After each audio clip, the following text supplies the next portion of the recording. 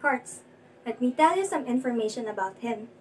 René Descartes was born on March 31, 1596 and died on February 11, 1650. He was a creative mathematician of the first order, an important scientific thinker, and an original metaphysician. During the course of his life, he was a mathematician first, a natural scientist or natural philosopher second, and a metaphysician third. Descartes is regarded by some as the founder of modern philosophy because he was one of the first to abandon scholastic Aristotelianism, formulated the first modern version of mind-body dualism, and promoted the development of a new science grounded on observation and experiment.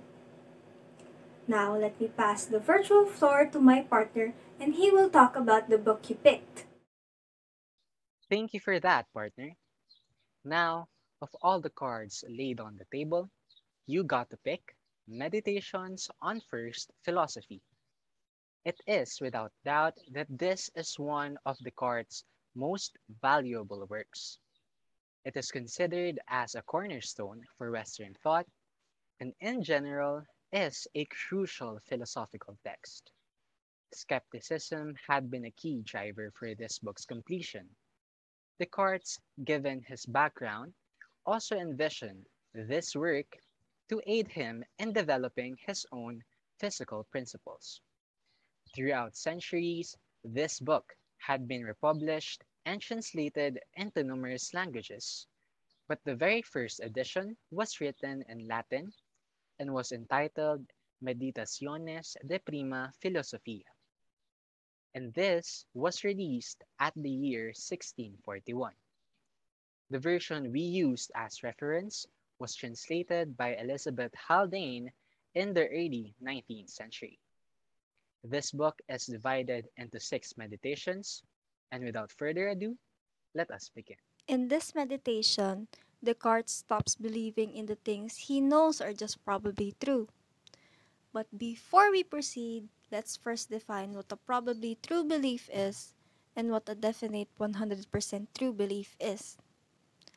Probably true beliefs are any beliefs that can be subjected to doubt. Definite 100% true beliefs, we have yet to find an answer, or basically we don't know yet. And this is what we are trying to find throughout the meditations, from meditation 1 to meditation 6. So basically, in meditation 1, Descartes wants to stop believing in the things he knows are just probably true. In order to find these probable truths, all he needs to do is doubt one thing about one of his beliefs. Once he finds this, he will completely discard or not believe in that thing anymore. However, a problem arises. We have a lot. When I say a lot, I mean hundreds, maybe even thousands of beliefs. And going through those one by one will take forever. To address this, Descartes presents us with the method of doubt. The method of doubt is considering a big group of beliefs and doubting them all at once. To do this, we must find the basic principle in which all the other beliefs rested upon. For example, I believe that sinigang is the best ulam because that's what my mom told me. I believe that cats are the cutest animals because that's what my mom told me. And I believe that Surf is the best brand of detergent because that's what my mom told me. Now, let's analyze those examples. What is one thing they have in common? It is that my mom told me to believe in those things. So, that's our basic principle. All we have to do now is doubt it. We can say that, oh, maybe my mom was lying to me when she told me those things. With that doubt, all of the surrounding beliefs comes crashing down because the basic principle can be doubted. That's how the method of doubt works. Going back, The first principle Descartes doubts is his senses. Why his senses though? Well, the idea is he believes in things because he discovers them through his senses. Why does he doubt his senses? According to Descartes, sometimes our senses deceive us. For example, I see something on the wall. At first glance, I thought it was a spider, but upon closer inspection, it was just cobwebs and dust all compressed together. Now, applying the method of doubt, because these senses can be doubted, he has to not believe them anymore. However, he pulls back from this. He thinks he's going too fast. He didn't want to stop believing in his senses. Well, not all at once, because things his senses tell him are sometimes more reliable than anything else. For example, you sense that you have a hand. Is there any possible way your senses can deceive you in this situation? No, because your hand is right in front of you. To put it simply, Descartes says that we should doubt anything our senses pick up when it is from afar or if it is small. Having eliminated this belief, we are left with the principle that states that we should trust things that our senses pick up if it's large or if it's in front of us. Now, to doubt this principle, Descartes concludes that we could be dreaming. If we are dreaming, that would mean we are imagining the things we are sensing. Upon checking this reasoning, we have no way in telling whether or not we are dreaming. So, coming up with these conclusions, Descartes is able to doubt all of the things he bases his senses on. Having eliminated all the beliefs our senses give us, we are left with the truths of arithmetic, geometry, existence of shapes and colors, basically anything our senses can tell us. You may ask, why are these things not included in the first basic principle? Well, let's put it this way. Right now, you are seeing a rectangle. Or is it really a rectangle? Truly, what is a rectangle? Well, a rectangle is a two-dimensional object that has four sides. Can we consider the rectangle you see in your screen a rectangle? No. Why? Because if we really took a closer look, or upon closer inspection, the rectangle you see in your screen is just a bunch of pixels programmed to show an illustration of a rectangle. To put it simply, these concepts can't be seen in the physical world. These concepts are things we define and think in our minds. We demonstrated that they are true not through our senses, but by pure thought in our mind. Now, how does Descartes doubt this? Well, he believes that there is an all-powerful and all-good God out there. And if there is such a being like that, he concludes or he is under the assumption that there is also a being out there that could be deceiving or fooling him. He called this a malicious evil demon. What he is implying is that this evil demon is putting these concepts in his mind in order to deceive him or fool him. Now, with this evil demon, he is able to doubt all of his remaining beliefs. In Meditation 2, Descartes tries to find that one thing he knows for certain is true. The first belief he comes up with is the existence of God. But this doesn't work because at first he thinks that maybe there is a God that is giving him these thoughts. The thoughts being the ideas he was having. However, upon further thought, he says no. The fact that he is having these thoughts doesn't prove or show that God exists, because he could be the one who is making up these ideas or thoughts. After this dilemma, Descartes comes up with one belief that he knows is for certain, and that is he himself exists. Now, for us to understand how he came up with this conclusion, let's recap on what his method of separating the certain and uncertain was. The method was to see if he can doubt them. Now let's think about the claim that he exists. He can't doubt this. Alternatively, if he was able to doubt this, or his existence, it would mean that he needed to be there. He needed to exist in order to doubt himself.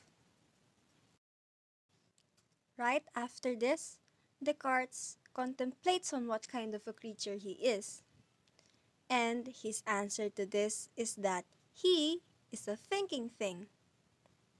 Now, the question is, what is thinking?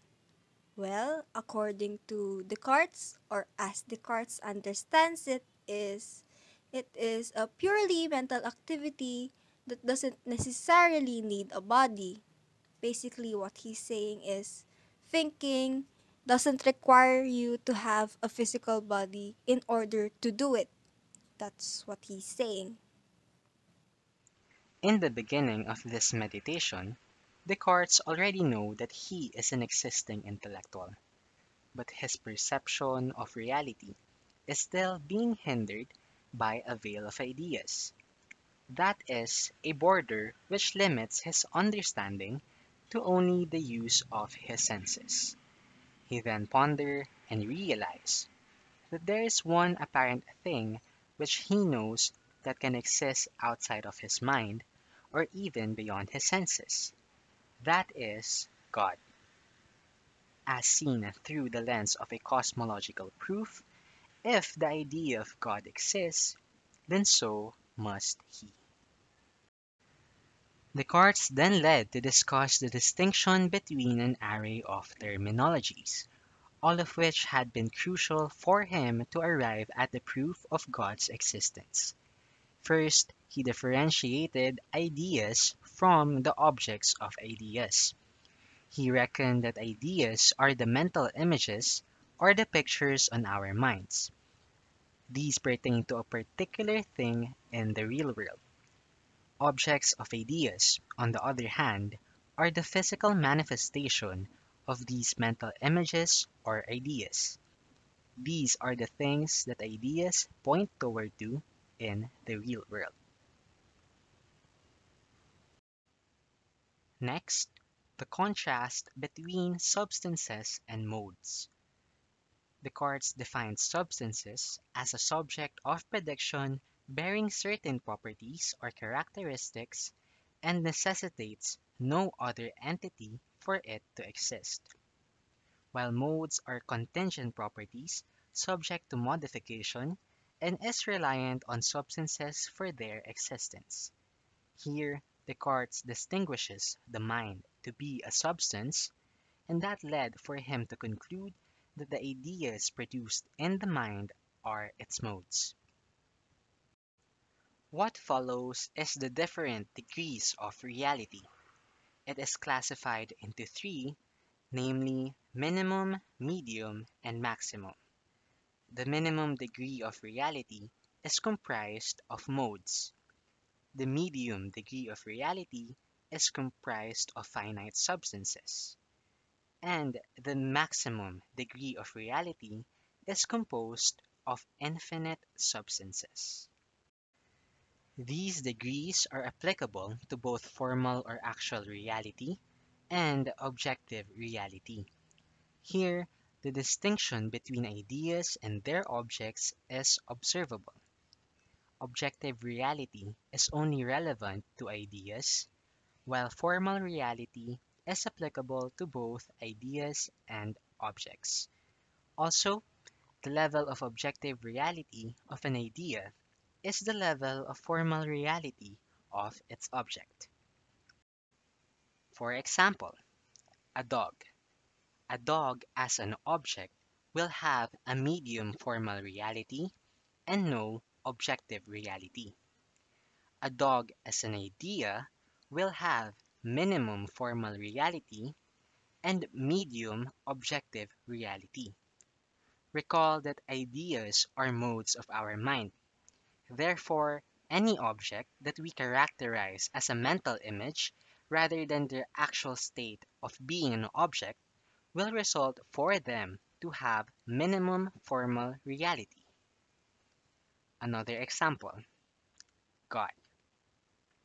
God as God himself will have maximum formal reality, yet no objective reality. Meanwhile, God as an idea in our minds will have minimum formal reality and maximum objective reality. Given that we are already knowledgeable about these terminologies, Descartes then lead us to the proof. And I quote, if the objective reality of any of my ideas turns out to be so great that I am sure the same reality does not reside in me, either formally or eminently, and hence that myself cannot be its cause, it will necessarily follow that I am not alone in the world, but that some other thing which is the cause of this idea also exists. Now, let us dissect this statement. First point, everything has a cause. This is not necessarily emphasized, but it is crucial to make Descartes' argument work. Second, the level of reality of a cause must be greater than or equal to the level of reality of the effect. Here, we should refer to the hierarchy that is the degrees of reality. An entity having only minimum reality cannot give rise to a finite substance, nor an infinite substance. An entity having medium reality can be the cause of a mode, but not of an infinite substance. Lastly, an entity which have a maximum degree of reality will be able to create finite substances and modes. Third point, the level of formal reality of a cause should be greater than or equal to the objective reality of the effect. Let us recall that only ideas have objective realities. I, as a person, classifying to a finite substance of formal reality, can only give rise to ideas that have less or as much of reality as I do. Therefore, I can produce ideas of finite substances and modes. Contrastingly, I cannot produce the ideas of things comprising of the maximum degree of formal reality. I cannot produce ideas of infinite substances. Therefore, I cannot produce the idea of God. This does not mean that I personally cannot think of God, but that the very idea of Him did not originate from my mind, yet it is still there. This leads to the fourth point, the idea of God exists in my mind. He has an infinite level of formal reality that makes him an all-perfect being. Fifth point, the idea of God has maximum objective reality. Sixth point, the idea of God has a cause with maximum formal reality. Here, whoever or whatever created the idea of God must classify to be an infinite substance. Otherwise, it would not have been able to produce the idea of God. Seventh, I do not have maximum formal reality. This leads to the eighth point. Therefore, I am not the cause of my idea of God. Ninth, therefore, Something except myself who have maximum formal reality exists. This leads to the 10th point. The only thing with maximum formal reality is God. And finally, therefore, God exists. In this meditation, Descartes deals with a problem that arose from his conclusion in the previous meditation, and it was that God existed. You see, God is not a creature, if he exists, that deceives one about anything. He doesn't trick anyone. Now, Descartes concludes that his mind can't be something that makes mistakes because God gave him his mind. Just as God wouldn't deceive him, God wouldn't give him a mind that would lead him to make mistakes as long as he is using it correctly. However, his problem is that he makes mistakes, which should be impossible when an all-powerful God existed. This is called the problem of error. To solve this problem or dilemma, Descartes explains that there are two causes of errors, and those are the faculty of knowledge or intellect and the faculty of choice or will. The faculty of knowledge or intellect is the repository of ideas, or this is where all of our ideas are placed, while the faculty of choice or will is the thing that allows you to choose on what to do, what to believe in, and so on. Now, according to Descartes, mistakes or error happens when he misuses the two faculties in combination or together.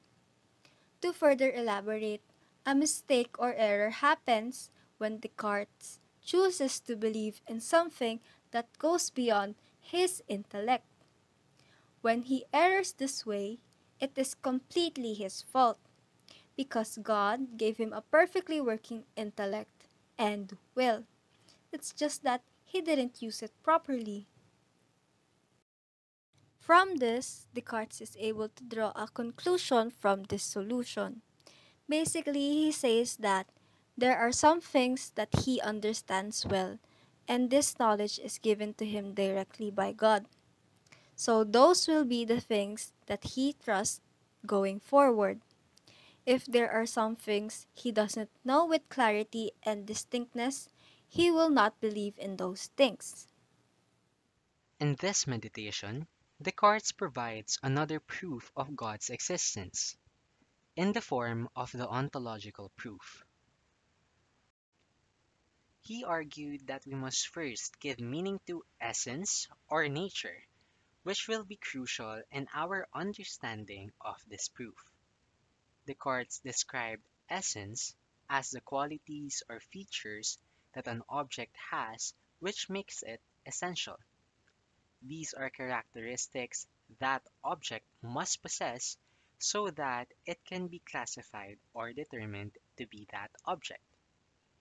For example, for a human to be classified as a human, they must be a mammal and belong to the same species, that is, Homo sapiens. Descartes reckoned that there are also stipulated entities, or things that humans made up, which also have essences. These come in the form of letters, numbers, and even geometric shapes. These are intangible and needing of no physical representation for their essence to be recognized. Descartes' ontological proof is as follows. Certainly, the idea of God, or a supremely perfect being, is one which I find within me just as sure as the idea of any shape or number. And my understanding that it belongs to his nature, that he always exists, is no less clear and distinct than is the case when I prove of any shape or number that some property belongs to its nature. Hence, even if it turned out that not everything on which I have meditated in these past days is true, I ought still to regard the existence of God as having at least the same level of certainty as I have hitherto attributed to the truths of mathematics. To further strengthen this ontological proof, Descartes emphasized that certain claims ought to be established about God's nature. First, having all of the perfections is part of God's essence. Given that He is an infinite substance and an all perfect being, then all of the perfections are characteristics He possesses. Second, existence is a perfection. It is a perfection in a sense that it is a good quality or trait to be possessed. Third, therefore, existence is part of God's essence. Lastly, therefore, God exists. To further strengthen this ontological proof, Descartes emphasized that certain claims ought to be established about God's nature. First, having all of the perfections is part of God's essence. Given that He is an infinite substance and an all perfect being, then all of the perfections are characteristics He possesses. Second, existence is a perfection. It is a perfection in a sense that it is a good quality or trait to be possessed. Third, therefore, existence is part of God's essence. Lastly, therefore, God exists. In this meditation, Descartes finally proves the existence of the external or real world. He was also able to establish the grounds for dualism. Descartes also emphasized on the distinctiveness of our understanding and our imagination. Understanding turns inward to look upon the contents of the mind, while imagination turns outward to the perception that we have of objects in the real world. Imagination also includes mental images or visualization. For example, let us consider a chiliagon. It is a polygon comprising of 1,000 sides. In our understanding, it is a geometric shape that has 1,000 edges. As for our imagination, it is quite inconceivable for us to actually visualize 1,000 edges. It was also emphasized here that imagination must consist of images which we must pick up from what we perceive or experience in the real world. Further, Descartes highlighted not only the difference between the mind and body, but also how they relate to the other. He described the body as a physical substance that is incapable of manufacturing thoughts. It is an entity that possesses extension, has length, depth, and height, and can be divided or broken down. On the other hand, he described the mind to be an entity which is not spatially located, is incapable of extension, is indivisible, and has thought as its essence. Though they are separate, Descartes made it clear that the mind and body are intermingling at some point and is able to create a single entity. At this occurrence, both are effectively fused together to give rise to the thinking physical organism that we are. It then leads us to Descartes' proof of the real world. And I quote, "For God has given me no faculty at all for recognizing any such source for these ideas. On the contrary, He has given me a great propensity to believe that they are produced by corporeal things. So I do not see how God could be understood to be anything but a deceiver if the ideas were transmitted from a source other than corporeal things. It follows that corporeal things exist.